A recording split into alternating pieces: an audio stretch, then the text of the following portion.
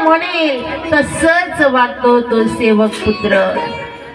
आणि या सेवक पुत्राचं सर्वात जगविख्यात जगमान्य आणि या महाराष्ट्राला भूषण भूषवित करणारे आपल्या सर्वांच्या परिचित सेवक पुत्र आणि ते म्हणजे कोण तर भक्त पुंडलिक। सगळ्यांना माहिती आहे की ज्यांनी आई वडिलांची एवढी सेवा केली सकळ तीर्थाची अधुरी। जे का माता पितरी तया सेवेसी कीर शरीरे लोण कीजे। एवढी आई वडिलांची सेवा केली सर्वस्व भगवंत वाढून आणि परिणाम या विटेवरती भगवंताला एक नाही तर 28 युगांपासून उभं ठेवलंय। का आई वडिलांची सेवा। असे 4 प्रकार पुत्राचे या षष्टम स्कंदात आलेले आहे। त्यानंतर वर्णने कोणता पुत्र कोणत्या पद्धतीने कोणत्या घरी जन्माला येतो त्याच्या लक्षणावरून ओळखता येते। आणि ते लक्षण मात्र कोणते तर ते संपूर्ण लक्षण या श्रीमद भागवत कथेच्या 6व्या स्कंदामध्ये आहे। आणि पुढे दिती कश्यपांची पत्नी दिती आणि या दितीने मात्र सायंकाळला संयम पाळला नाही। असं वर्णन आहे की सायंकाळची वेळ ज्या वेळेला सूर्य अस्ताला जातो आणि चंद्र वर येत असते ती वेळ घरी दिवा वाद करण्याची असते, साधना करण्याची असते। एवढंच नाही तर प्रार्थना करण्याची असते, सामुदायिक प्रार्थना हरिपाठ करण्याची ती वेळ असते। ती सायंकाळची वेळ भगवंत नाम चिंतन करण्याची वेळ असते। पण त्या वेळेला मात्र म्हणून शास्त्र सांगते की त्या वेळेला महिला मंडळींनी कुलूप लावून कुठं बाहेर जाऊ नये। सायंकाळच्या वेळेला घरातला कचरा बाहेर काढू नये। जे काही करायचे ते मात्र सायंकाळ व्हायच्या आधी म्हणजे सूर्य मावळते आणि चंद्र निघते अशा वेळपर्यंत त्या वेळेत मात्र करू नये। नख काढू नये, केस विंचरू नये। आणि मग काय करावं तर त्या वेळेला सामुदायिक प्रार्थना करावी, हरिपाठ करावं, नामचिंतन करावं, तुळशी जवळ मात्र दिवा लावावा, देवाजवळ लावावा। आणि आपल्या मुलांना नसेल येत काही तर थोडस जेवढं येत असेल तेवढं प्रार्थना अष्टक त्यांना शिकवा। ते नसेल येत तर दिव्या दिव्या दीपत्कार कानी कुंडल मोतीहार तेवढं तरी शिकवा आणि म्हणायला लावा। का आपण देवासमोर दिवा लावतो कशासाठी? या अज्ञानरूपी अंधकारातून ज्ञानरूपी प्रकाश मात्र आपल्या जीवनात यावा याकरिता ते दीप प्रज्वलन आहे, ते करावं। पण या दितीने काय केलं संयम पाळला नाही आणि मग काय तर परिणाम या सायंकाळच्या वेळेलाच हीच वेळ आहे साधनेची आणि साधना नाही केली तर मनाचं आणि बुद्धीचं मात्र त्या वेळेला तोल मात्र घसरण्याची शक्यता असते। आणि हेच झालं दितीचं। आणि दितीने मात्र पुत्र अट्टहास केला कश्यपांना आणि मग काय तर या सायंकाळच्या वेळेला दिती मात्र गर्भवती झाली। आणि या सायंकाळच्या वेळेला गर्भ राहिला आणि परिणाम तिच्या उदरी 2 राक्षस जन्माला आले। एक पहिला हिरण्याक्ष आणि दुसरा हिरण्यकश्यपू। 2 राक्षस जन्माला आले। संपूर्ण वर्णन 7व्या स्कंदात आहे। हिरण्यकश्यपू अहंकाराचं प्रतीक आहे, गर्व, मीपणा, अहमपणा। टिकतंय का नाही? आणि त्याचं काय होतंय ते संपूर्ण कथा। हिरण्यकश्यपूला अहमपणा तर आहे आणि त्याचा विवाह झाला पुढे कयाधू सोबत आणि दोघही पती पत्नी संसार करते आहे। पण या हिरण्यकश्यपूच्या राज्यामध्ये नारायण नाव घ्यायला होती बंदी। देवाचं नाव कोणीच घ्यायचं नाही. आणि मग या भगवंताने आणि म्हणून त्या विष्णू भगवंताचा पराजय करायचा आहे. आणि त्याकरिता मात्र अखंड ब्रह्मदेवाची आराधना साधना करायला लागलेत. पत्नीला सांगितलं मी चाललंय, कधी परत येईल याचा नियम नाही. ठरलं महाराज. पत्नीला सांगून निघून गेले हिरण्यकश्यपू. आणि जाऊन मग काय तर मंद्राचल पर्वताकडे आले आणि तिथे मात्र साधना करायला लागलेत. आलेत तिथे बसलेत. आणि मग काय ब्रह्मदेवाला मात्र आपल्याला प्रसन्न करून घ्यायचंय आणि ब्रह्मदेवाला वरदान मागायचंय ठरवलं. आणि ब्रह्मदेवाला वरदान मागण्यासाठी त्यांना प्रसन्न करायचे आणि म्हणून त्यांच्या नामाचा मात्र जप करायला लागले, उच्चार करायला लागलेत. बसले ध्यानस्थ आणि उच्चारण करायला लागलेत ब्रह्मदेवाच्या नावाचं. ओम ब्रह्मणे नमः, ओम ब्रह्मणे नमः करायला सुरुवात केली. आणि इकडे मात्र सगळ्या देवादिकांना कळालं की याला मात्र आपल्या राज्यावरती अधिपत्य गाजवायचे. आणि त्याकरिता मात्र हा का करतोय तर हा एवढी मात्र ब्रह्मदेवाची तपस्या करतोय, आराधना करतोय आहे. आणि परिणाम एवढी करायला सुरुवात केली की देवादिकांना देखील वाटलं की आता आपलं काही खरं नाही. आणि म्हणून देवतांचे गुरु असणारे बृहस्पतींनी एक पोपट रूप धारण केलं आणि जाऊन बसले त्या पर्वतावरती असलेल्या एका वृक्षावरती. आणि तिथे मात्र जाऊन इकडे हिरण्यकश्यपू म्हणायला लागलेत. काय उच्चारण करत होते? ओम ब्रह्मणे नमः. आणि तिथे आलेला पोपट मात्र लगेच म्हणायला लागला नारायण. हिरण्यकश्यपूचं लक्षण होतं. हिरण्यकश्यपूला वाटलं पोपट आहे, काहीतरी ओरडत असेल, लक्ष दिलं नाही. आणि इकडे पुन्हा मात्र आपली नामजपास सुरुवात केली. ओम ब्रह्मणे नमः. आणि तिकडून पुन्हा आवाज आला नारायण. आणि आपल्या राज्यात नारायणाचं नाव घेण्याकरिता बंदी आहे. आणि नारायणाचं नाव मात्र कानावरती पडलं. लगेच काय तर त्याला वाटलं अपशकुन घडला. आणि म्हणून मात्र हिरण्यकश्यपू तिथून निघाले. क्रोध आला आणि धड धड धड धड रागात माणूस कसा येतो मोठमोठे पाय टाकत, तसेच निघाले हिरण्यकश्यपू. घरी आले आणि घरी येऊन काय तर आवाज देत आहे पत्नीला, अगं दार उघड. पत्नीने दार उघडलं. मोठी हुशार पत्नी होती ती, पण तिने चेहऱ्यावरून लक्ष आलं तिच्या हे पारा चढलेले आहे, गरम दिसतंय.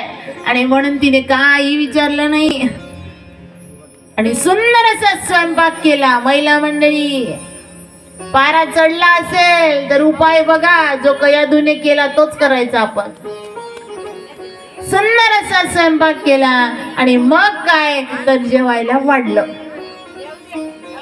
आणि जेवायला वाढल्यानंतर हिरण्यकश्यपू मात्र जेवण करायला बसणार. तेवढ्यात मग सुंदर असं पंचपक्वान्नाचं जेवण. पण तेवढ्यात हिरण्यकश्यपूच्या पत्नी कयाधू म्हणायला लागल्यात, अहो तुम्ही तर सांगितलं होतं की मी कधी परत येईल याचा नियम नाही. तुम्ही एवढ्या लवकर परत आले याचं कारण सांगा ना. ताटावर बसल्यानंतर विचारायला लागल्यात. तेवढ्यात म्हणाले अगं काय कारण, आता मला पहिले जेवण करू दे. ती म्हणाली नाही, मी तुमच्यासाठी एवढं सुंदर स्वयंपाक केलाय, पहिले कारण सांगा. मग मात्र हिरण्यकश्यपूने सांगायला सुरुवात केली. हिरण्यकश्यपू म्हणतात, अगं मी गेलोय पण तिथे गेल्यानंतर अपशकुन घडला. पत्नी विचारतात, अहो कसला अपशकुन? हिरण्यकश्यपू सांगते, तिथे एक पोपट आला आणि तो मात्र म्हणायला लागला. काय म्हणायला लागला तो? हिरण्यकश्यपू सांगते, तो पोपट मात्र नारायण नारायण म्हणू लागला. पत्नी विचारते, खरंच खरंच नारायण म्हणत होता? लगेच हिरण्यकश्यपूने पुन्हा सांगितलं, हो नारायण म्हणत होता.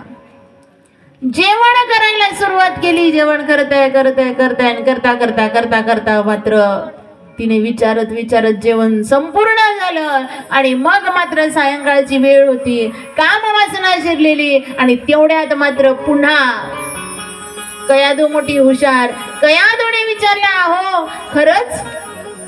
खरंच पोपट नारायण म्हणत होता?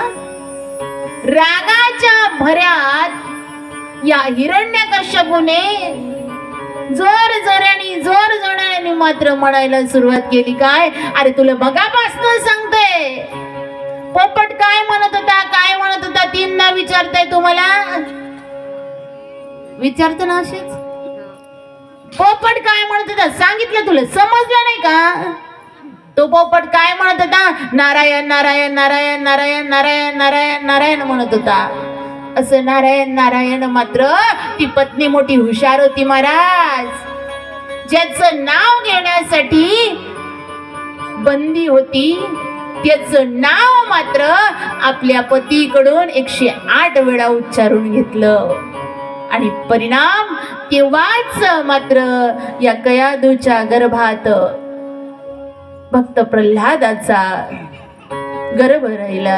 आणि पुढे हा भक्त प्रल्हाद पोटात आईच्या गर्भात वाढतो आहे, ज्याच्यावरती गर्भाधान संस्कार नामाच भगवंताच्या नामाचे संस्कार झाले गर्भात. आणि पुढे हिरण्यकश्यप पुन्हा परत निघून गेलेत. का? कारण जे साध्य होतंय ते अजून साध्य व्हायचं होतं ना, म्हणून परत निघालेत. परत गेले हिरण्यकश्यपू. आणि इकडे मात्र कयादूच्या गर्भात बाळ आहे. कयादू माता गर्भवती आहे. आणि ही गर्भवती असलेली माता आपल्या बाळाला मात्र सुंदरसे संस्कार मुलगा गर्भात असताना देते. का? कारण ग्रामगीतेतच वर्णन आहे, उघडा मैलोन्नती अध्याय. जिच्या हाती पाळण्याची दोरी, तीच जगाते उधारी. ऐसी वर्णिली मातेची थोरी, शेकडो गृहिणी विद्या गृहिणी थोर. आदर्श मातेचे उपकार, गर्भापासून तिचे संस्कार बालकांवरी. कधीपासून? गर्भापासून. आणि म्हणून मात्र त्या कयादूला माहिती होतं, एवढंच नाही तर हिंदवी स्वराज्याचे संस्थापक कोण? छत्रपती शिवाजी महाराज. गर्भात असतापासून आईने सांगितलं होतं, आईने मात्र संस्कार लावले होते गर्भापासून. तेव्हा कुठं एवढे सुंदरस हिंदवी स्वराज्य निर्माण करणारे राजा जन्माला आले, तो सहज नाही. आणि तेच केलं कयादूने. आणि इकडे हिरण्यकश्यपू अखंड मात्र भगवंताचं ब्रह्मदेवाचं नाम चिंतन करायला सुरुवात केली. आणि मग काय, एवढं ब्रह्मदेवाचं नाम चिंतन केलं, सतत सदोदित मात्र जप करायचे ब्रह्मदेवाचा. ओम ब्रह्मणे नमः, ओम ब्रह्मणे नमः, ओम ब्रह्मणे नमः. आणि असं मात्र एवढी साधना घडली की ब्रह्मदेव झाले प्रसन्न. आणि मग प्रसन्न होऊन ब्रह्मदेवानी म्हटलं, तर मागा काय हवंय ते मागा. तुमच्या मात्र साधनेला, तपश्चर्येला, नामचिंतनाला मी प्रसन्न झालोय, काय हवंय ते मागा. आणि त्यावेळेला हिरण्यकश्यपू म्हणायला लागलेत, काय पाहिजे मला? मला अमरत्व द्या म्हणे. ब्रह्मदेव म्हणाले, तुम्हाला सगळं मिळेल पण अमरत्व मिळणार नाही. का? कारण इथं मात्र आलेत आणि गेलेत, इथं कोणी उरलं नाही. 9 भी मर गए, 10 भी मर गए 188. सगळे गेले. 9 भी चले गए, 10 भी चले गए 188. 33 कोटि देवत चले गए, बड़े काल को फांसी. पीर चले गए, पैगंबर चले गए जिंदा जोगी. जपी तपी संन्यासी चले गए हकीम रोगे, सगळे गेले आणि सगळ्यांना जायचे म्हणून अमरत्व तुम्हाला देता येणार नाही का? कारण येते नाही वेळ आले अवतार, येते पामर जीव किती किती आलेत किती गेलेत. तू लाख इबादत करले, तू लाख करे रखवाली, तू लाख इबादत करले, तू लाख करे रखवाली, उड़ जाएगा एक दिन पर रहेगा तेरा भाई, उड़ जाएगा एक दिन पर रहेगा तेरा भाई. लाख इबादत करले, तू लाख करे रखवाली, तू लाख इबादत करले, तू लाख करे रखवाली, उड़ जाएगा एक दिन पर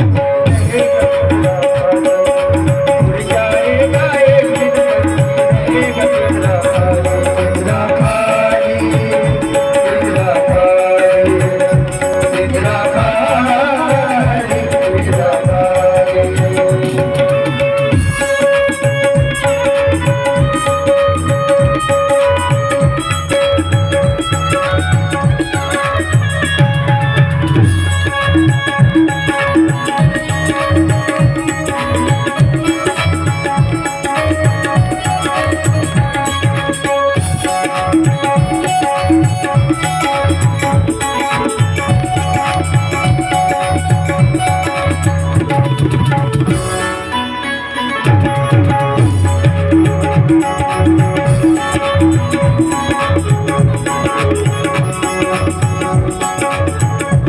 ना कोई शोहरत होगी, ना कोई गुमान होगा, जो दौलतिया की है तेरा, वो कल गैरों का धन होगा. तू लाख इबादत करे, तू लाख करे रखवाली, तू लाख इबादत करे, तू लाख करे रखवाली, उड़ जाएगा एक दिन बच्चे रहेगा तेरा भाई, उड़ जाएगा तेरा भाई, तेरा भाई, तेरा भाई. पिछला खाली, पिछला खाली, पिछला खाली,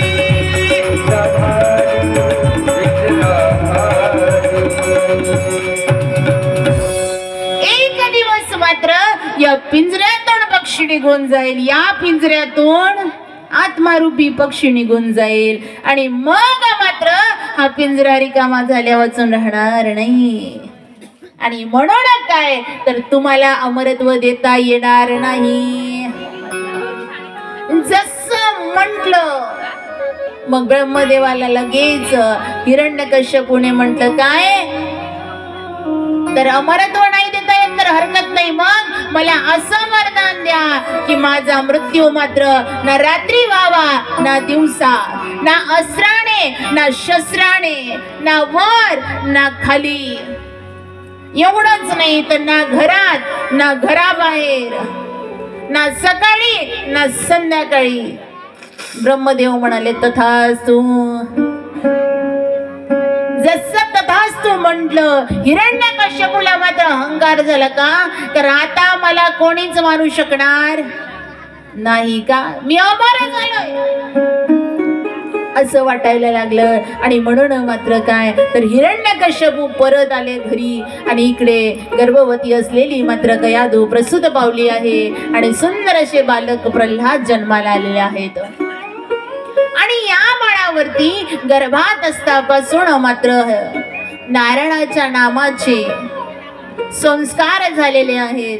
आणि म्हणून हळूहळू जसं जसं ते बाळ मोठं होऊ लागले दुसरं काही नाही तर अखंड आत्मचिंतन करायचे. म्हणून तर म्हणतो ना ओहम सोहम श्वास से अपने अंतर्दृष्टि रखना है, अपने आत्म के चिंतन में हरदम जागृत रहना है. आणि ही जागृती मात्र आपल्या स्वयं प्रकाशित केलेली आहे कोणी या भक्त बाळ प्रल्हादाने. आणि अंतःकरणात हृदयात मात्र अखंड भगवंताचं नाम चिंतन भक्त प्रल्हाद करायला लागले. चला भक्त प्रल्हाद. आणि हळूहळू जसं जसं मोठे होऊ लागलेत मग मात्र अखंड नाम चिंतन मुखाने नारायण नारायण भज मन नारायण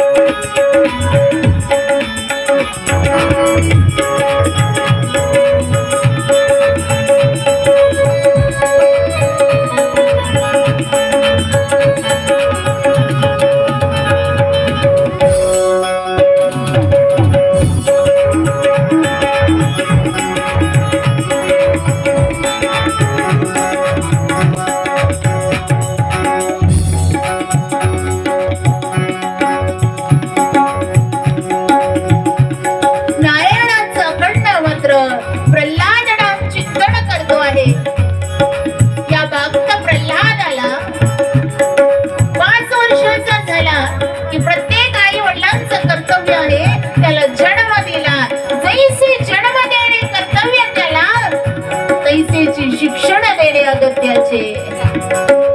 आणि म्हणून हिरण्यकश्यपूने मात्र प्रल्हादाला शाळेत टाकलं.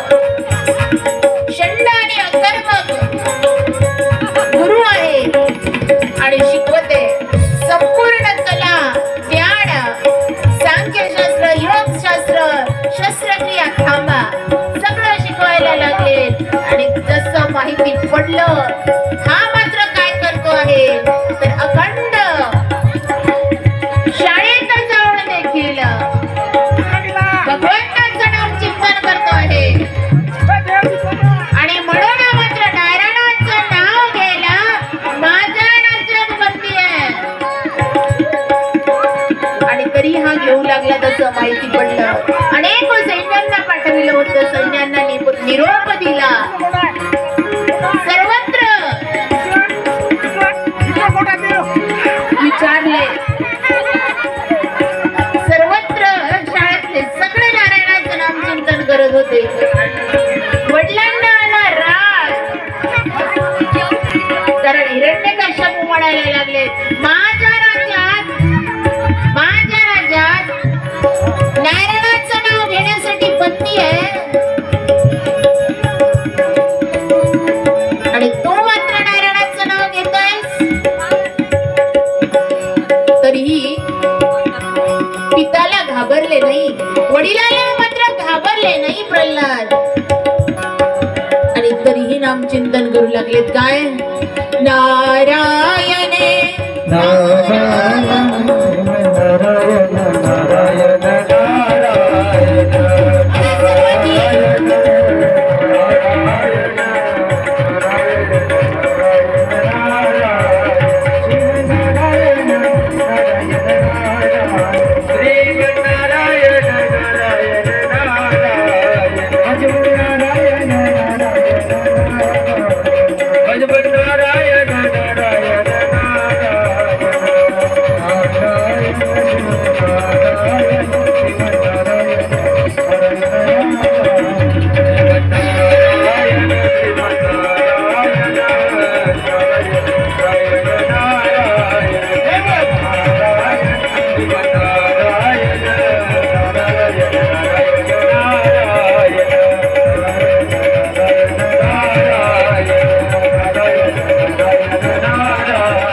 नारायण नारायण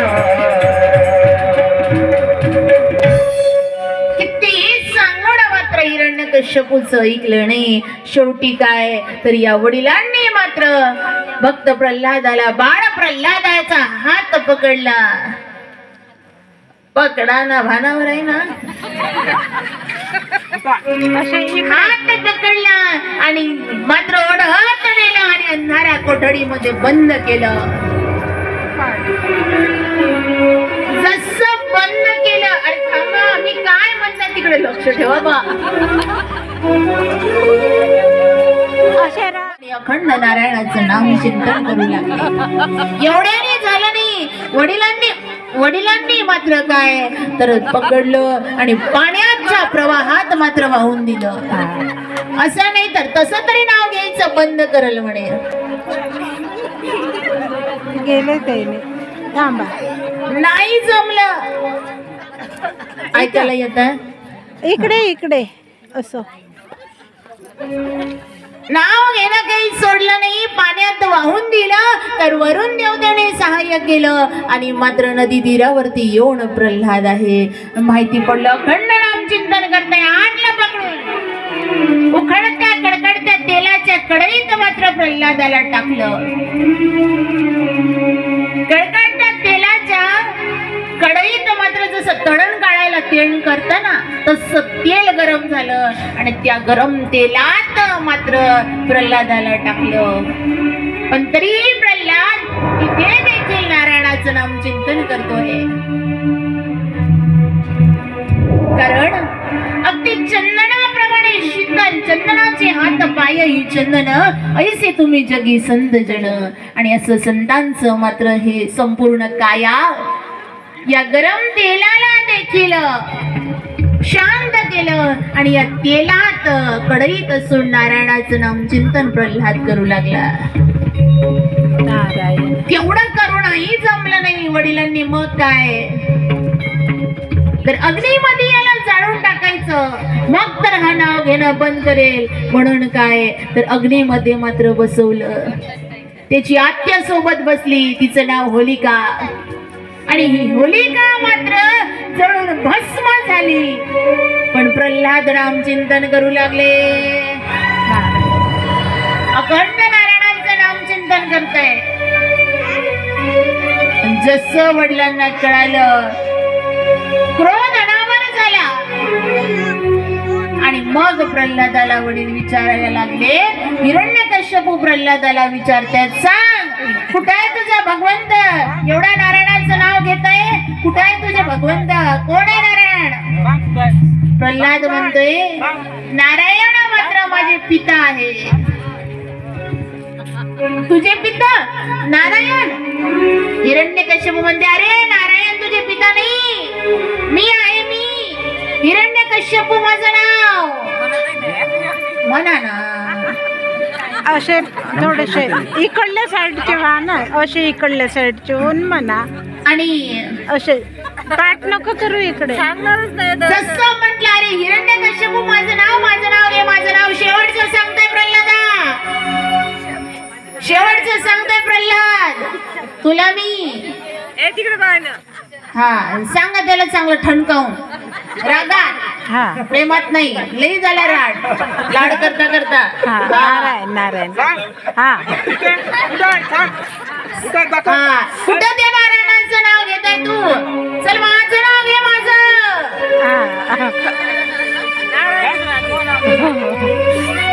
तो म्हणतात अहो भक्त प्रल्हाद म्हणते बाबा. हिरण्यकश्यपूला भक्त प्रल्हाद म्हणताय काय तुम्ही मात्र माझ्या एका जन्माचे पिता आहात. पण माझे जन्मोजन्मीचे पिता नारायण आहे. त्या नारायणाचं मी मात्र नाम चिंतन करतोय. वडील म्हणतात बंद कर. शेवटचं सांगताय प्रल्हादा तुला. प्रल्हाद नाव घेणं काही थांबवत नाहीये. प्रल्हाद वडिलांना म्हणतो. प्रल्हाद म्हणतो बाबाला हिरण्यकश्यपूला बाबा तुम्हाला कोणी श्वास घेणं थांबवा म्हटलं तर तुम्ही थांबवाल का हो?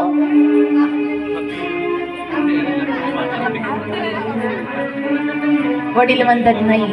मग बाबा माझा प्राण, माझा सखा, माझा अगदी श्वास म्हणजे नारायण आहे आणि मी त्याला कसं सोडू. नाही सोडलं आणि क्रोध अनावर झाला. मग मात्र लगेच हिरण्यकश्यपूने प्रल्हादाला विचारलं, वरती घेतलं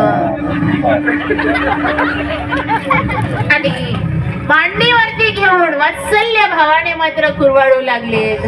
आणि मग नरसिंह भगवंताचा क्रोध शांत झाला. बोलिये नरसिंह भगवान की. म्हणून म्हटलं होतं, गगन में जितने तारे उतने शत्रु भी होय, कृपा करे कर गुराय तो बालना बाका होय. इतके प्रयत्न केले पण काही मात्र झालं नाही. साक्षात भगवंत प्रकटले आणि सुंदर अशी ही नरसिंह अवताराची कथा आपल्या भक्तासाठी भगवंतांनी पंजाब मध्ये धारण केली. सुंदर वर्णन पुढे आहे आणि ते संपूर्ण वर्णन मात्र आपण उद्या सकाळच्या सत्रात श्रवण करूया. आणि त्यानंतर उद्या सकाळच्या सत्रामध्ये संपूर्ण सप्तम स्कंदापर्यंत आणि उद्या 8व्या स्कंदामध्ये प्रवेश करणार आपण आणि पुढे नवम स्कंद, दशम स्कंद. म्हणजे उद्या आपल्या श्रीमद भागवत कथेचा कितवा दिवस? चौथा. आणि उद्याला मात्र सुंदर असं श्रीकृष्ण भगवंत आपल्या या जमकोला नगरीमध्ये प्रगटणार आहे. आणि म्हणून सर्वांनी येताना उद्या संध्याकाळच्या सत्रामध्ये चॉकलेट, गोळ्या, बिस्किट, शेंगदाणे जे काही असेल ते आणा, सोबत सुंठ आणा आणि सुंदर अशा तयाऱ्या करून या. आपल्या घरी मुलगा झाला तर किती आनंद असते. हे साडी घालू की ते घालू की ते घालू, कशा तयाऱ्या करता. उद्या देव येणार आहे आपल्या गावात. सगळ्या महिला मंडळाने, पुरुष वर्ग, तुम्ही देखील सुंदर तयाऱ्या करून या आणि येताना सुंठ साखर प्रसादासाठी आणा. प्रसाद घेऊन या उद्याला भगवंतासाठी आणि सुंदर शृंगार करून आनंद घ्या. गोपाल कृष्ण भगवान की जय जय जय बजरंग बली. जय जय